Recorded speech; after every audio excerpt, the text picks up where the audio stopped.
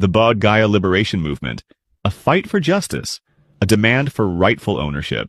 On February 12th, Buddhist monks and upasakas and upasikas began an indefinite hunger strike to reclaim their most sacred site.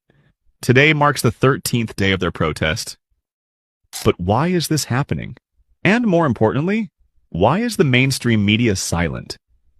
Despite this being a major movement, media houses have chosen to ignore it, fearing it might gain momentum and attract global attention.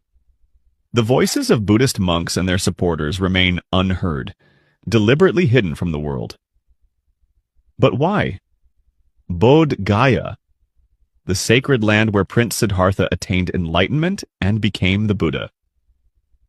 A site of immense Buddhist heritage, yet astonishingly, its management remains under a structure that sidelines the very community it belongs to. The Bodh Gaya Temple Act, 1949, governs the temple's administration through a 9-member committee, 4 Hindus, 4 Buddhists, and the district magistrate of Gaya as the ex officio chairman. But here's where the imbalance begins. The district magistrate, a government-appointed officer, is often a Hindu, and even if he is not, the act mandates that a Hindu must replace him as chairman. This ensures permanent Hindu control.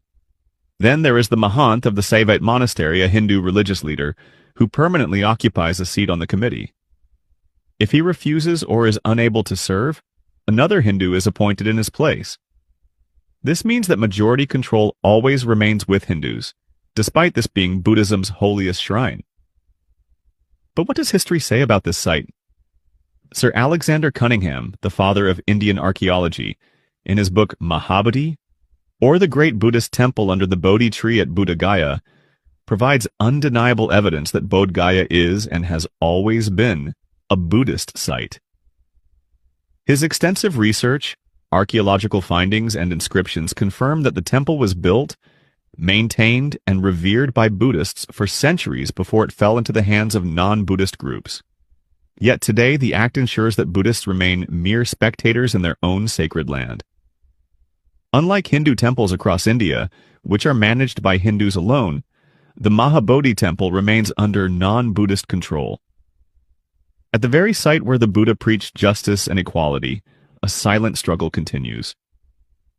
The Bodh Gaya liberation movement is not just a protest, it is a call for historical justice.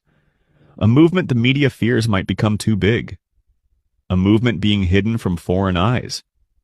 But the truth cannot be silenced forever. The question remains, shouldn't Buddhists have the right to